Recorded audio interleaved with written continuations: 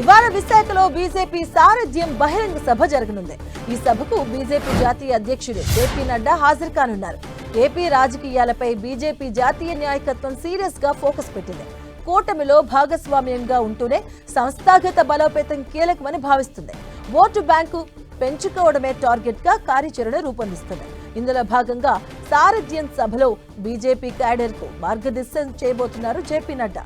ఇక ఇప్పటికే విశాఖకు చేరుకున్న జాతీయ అధ్యక్షుడు జేపీ నడ్డాకు రాష్ట్ర నాయకత్వం ఎయిర్పోర్ట్ దగ్గర ఘన స్వాగతం పలికింది.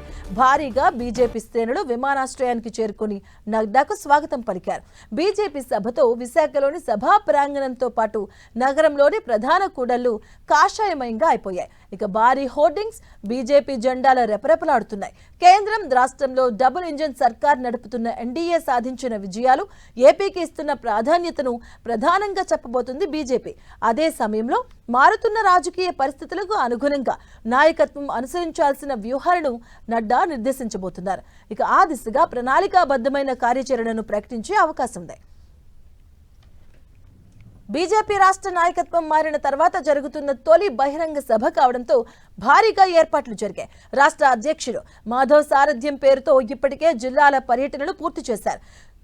చాయ్ పై చర్చ, శోభాయాత్రల ద్వారా స్థానిక నాయకత్వాన్ని బలోపేతం చేయడం, ఎన్నికల సన్నద్ధత వంటివి ప్రధానంగా టూర్లు నిర్వహించారు. ఈ షెడ్యూల్ కు ముగింపుగా సారథ్యం ముగింపు సభను విశాఖలో ఆర్గనైజ్ చేస్తుంది. సారథ్యం సభ ముగిసిన తర్వాత స్టేట్ ఆఫీస్ బేరర్స్ మీటింగ్ జరుగుతుంది.